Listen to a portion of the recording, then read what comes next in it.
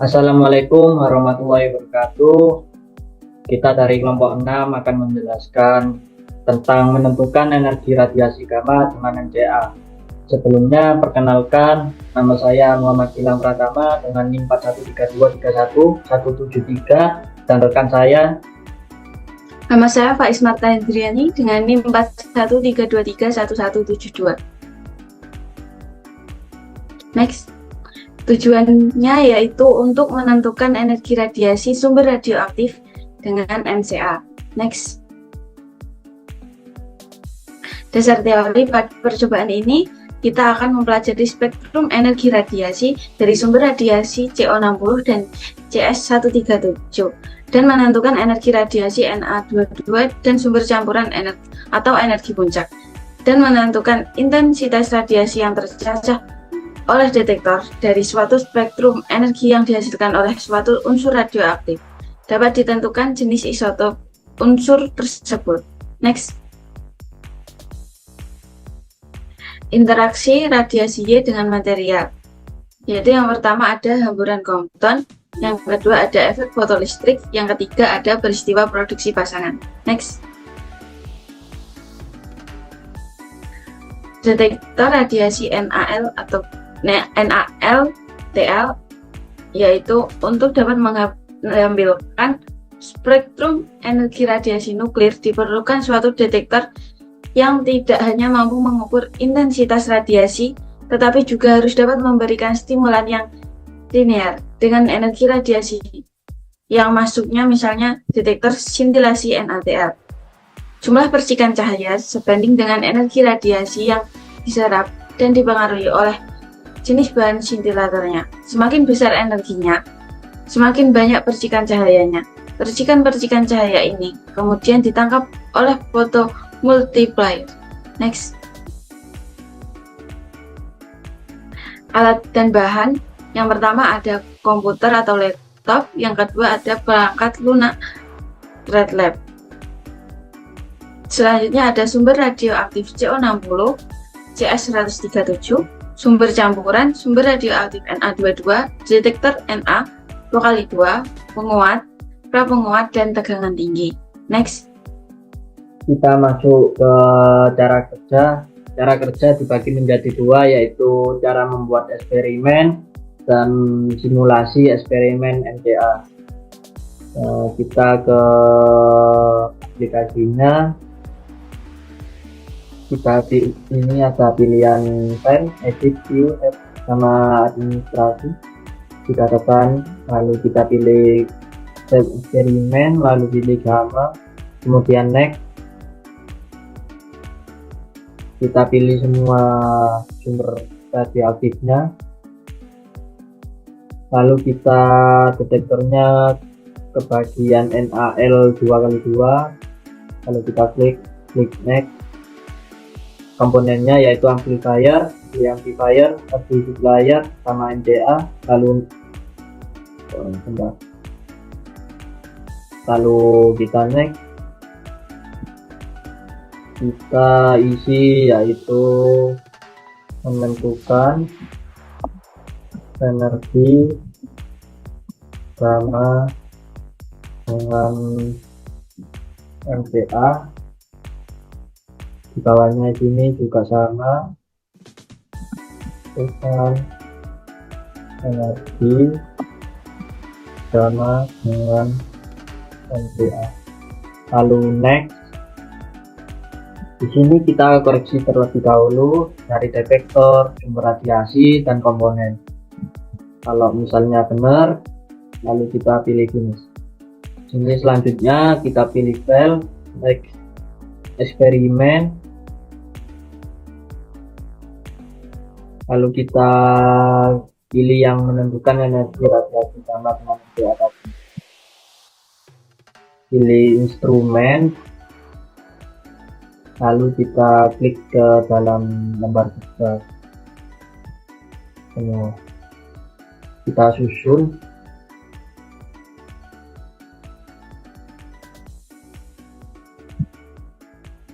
Seperti ini.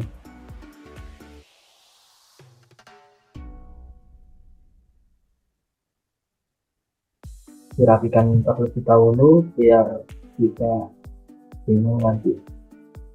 Lalu pilih kabel, pilih yang merah untuk menghubungkan wifi ke detektor, pilih yang abu-abu untuk menghubungkan detektor ke amplifier, juga pilih yang abu-abu untuk amplifier untuk menghubungkan ke amplifier. Lalu pilih yang ungu untuk menghubungkan amplifier ke amplifier. Lalu pilih abu-abu lagi untuk amplifier ke NPA. Lalu kita HP nya yang kita on kan, lalu kita ini setting 0,86.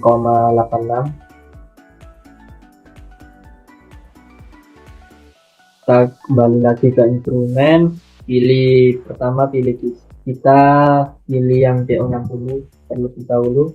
Di sini kita setting yang X5, yang Y0 ya.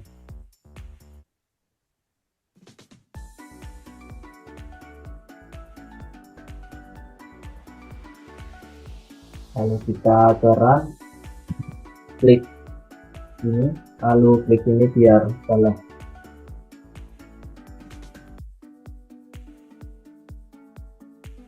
Kita tunggu sampai waktunya menunjukkan 100. Perlu diingat kalau menghubungkan komponen-komponen ini jangan sampai salah. Kalau salah satu aja nanti ininya tidak jalan. Harus benar-benar harus benar.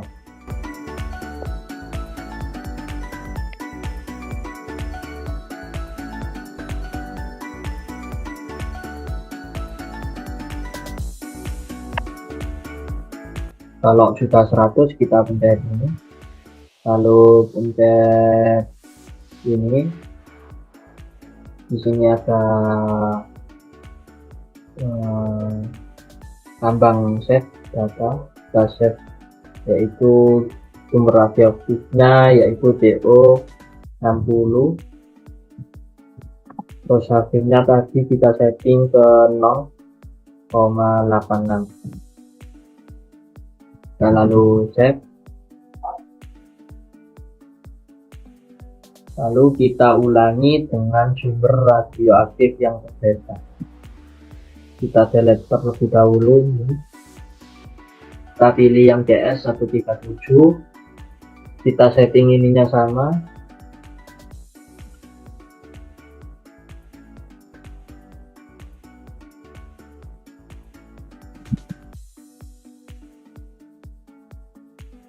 Lalu kita clear dulu, tekan ini, lalu kita klik run,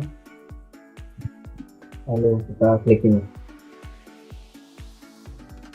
Nanti ini sampai 100 lagi, kemudian kalau habis 100 ulangi kayak sumber radioaktif yang DO60 tadi. Kalau sudah, lalu kembali ke instrumen, nanti ganti yang belum, sumber radioaktif yang belum. Kalau sudah semua hasilnya seperti ini. Nanti kita ke Excel, di copy nanti, terus kita ke Word, nanti ke Word itu bisa nampilin grafik. Lalu kita kembali lagi ke PPT.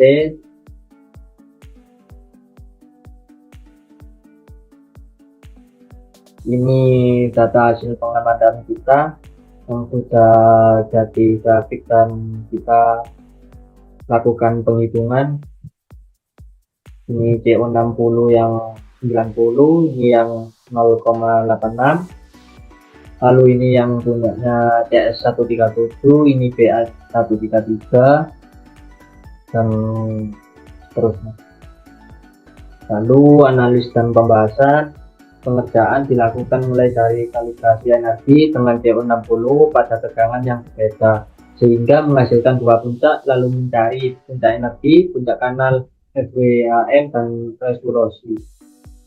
Lalu penggunaan resolusi yang rendah pada pengukuran menggunakan MCA karena pengukuran tersebut mengartikan bahwa detektor mampu memetakan dua puncak energi yang sangat dekat satu sama lain. Detektor tersebut menghasilkan spektrum energi yang lebih tajam dan akurat. Oleh karena itu, resolusi yang lebih rendah lebih diinginkan dalam pengukuran. Selanjutnya ada kesimpulan bahwa detektor MCA dapat mengukur karakteristik, aktivitas, dan sumber radiasi. Setiap sumber radioaktif memancarkan partikel alfa, beta, gamma secara acak. Dan setiap partikel memiliki energi tertentu, sehingga energi tiap sumber radioaktif berbeda. Next. Saran yang perlu dilakukan sebelum praktikum, sebaiknya terlebih dahulu membaca dan memahami modul agar praktikum berjalan dengan lancar, serta jangan lupa catat hasil pencacahan pada tabel pengamatan. Next. Berikut merupakan referensinya. Berikut tampilannya dan kelebihan detektor MCA, yaitu analis spektrum. Detektor MCA digunakan untuk mempelajari spektrum radiasi B dan Y untuk memungkinkan detektor untuk memberikan pengukuran yang akurat sebagai jenis radiasi.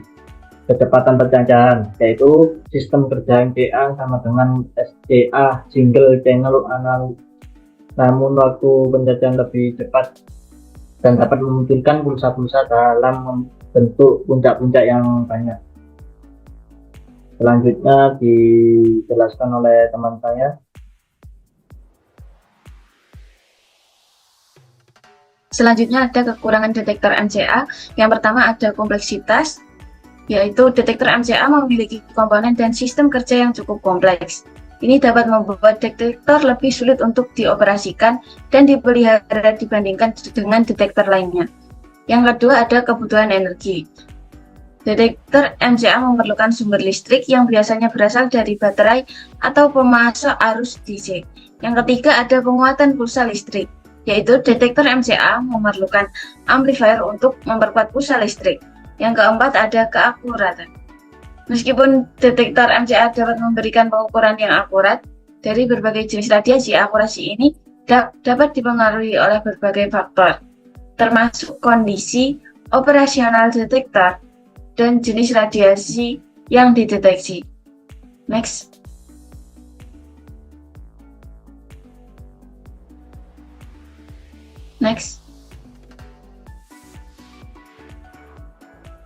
Selanjutnya ada perbedaan setiap sumber radiasi.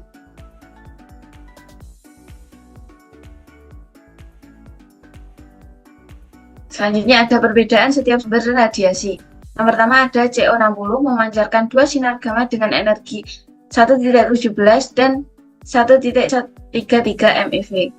Yang kedua ada Ba133 memancarkan sinar gamma dengan energi antara 31 keV dan 35,6 keV.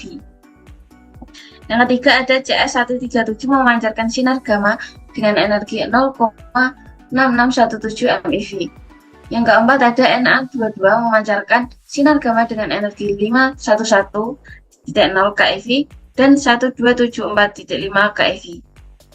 Next. Terima kasih dari kami. Kurang lebihnya kami mohon maaf apabila ada kurang kata dan kelebihan kata. Kami mohon maaf. Wassalamualaikum warahmatullahi wabarakatuh.